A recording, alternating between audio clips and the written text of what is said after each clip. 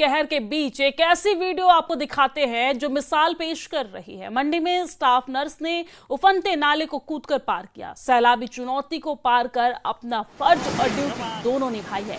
ये वीडियो अब social media पर वायरल हो रहा है। मंडी के चौहार घाटी की सुधार पंचायत का ये पूरा मामला है, जहां पर गढ़ नाले में भारी सैलाब आ गया है, लेकिन ये सैलाब भी इस स्टाफ नर्स कमला के हौसले को पस्त नहीं कर पाया है।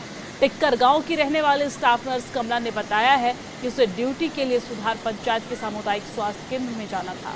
भारी बारिश की वजह से फुटब्रिज टूट गया था और रोज ड्यूटी पर जाने के लिए इस चुनौती को पार करना पड़ रहा है। करीब 4 किलोमीटर का रास्ता तय करना पड़ता है। हालांकि स्टाफ नर्स कमला का ये कदम जानलेवा हो सकता था, क्योंकि ऐसी घटना पहले भी सामने आ चुकी है, लेकिन अब कमला के इस अदम्य साहस की हर कोई सराहना कर रहा है।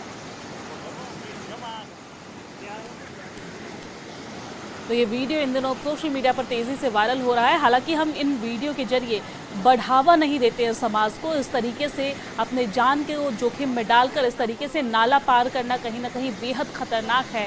लेकिन ये नर्स है और नर्स स्टाफ है और अपने ड्यूटी पर जाने के लिए इसने ये जान को जोखिम में डाला है।